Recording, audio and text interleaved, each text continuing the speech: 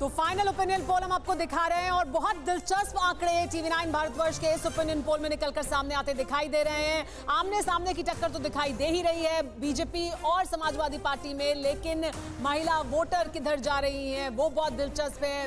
OBC voter का बड़ा chunk अभी भी बीजेपी के साथ है, वो बहुत दिलचस्प आंकड़ा है। फेज 1 के आंकड़े हमने दिखाए और अब बारी है फेज 2 के आंकड़े देखने की। गौरव, बिल्कुल फेज 2 जिसमें 55 सीटों पर चुनाव होना है और पश्चिमी यूपी का ये इलाका है। पश्चिमी यूपी ने पिछली बार बीजेपी को भर भर के वोट सीटें दी थी। इस बार क्या है ये फेज 2 का हाल, ये समझिए।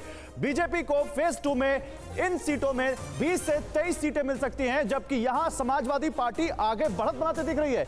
समाजवादी पार्टी 24 से 26 सीटें हासिल कर सकती है फेज 2 में, जो बहुत उलटफेर करने वाला आंकड़ा है। जी हां, बीएसपी को 7 से 8, लेकिन बढ़त बना रही है बीजेपी पर, बढ़त बनाती हुई इस फेज में दिखाई दे रही है समाजवादी पार्टी। और ये देखिए बड़ी तस्वीर बदलेगी अगर ये आंकड़े निकलकर सामने आते हैं, क्योंकि पहले जैसे कि गौरव बता रहे थे ये फर्स्ट और सेकंड फेज को अगर मिलाकर आप देखें तो बड़ा चंक, बल्कि ये कह सकते हैं कि ज्यादातर सभी सीटें बीजेपी के खाते में गई थी, लेकिन इस बार ऐसा होता दिखाई नहीं दे रहा है। देखिए अभी हम जब बात कर रहे हैं तो फेज 2 का चुनाव प्रचार एकदम अपने शबाब पर है। आज अखिलेश यादव सहारनपुर में थे, वहां उन्होंने कुछ बड़े बड़े वादे किए।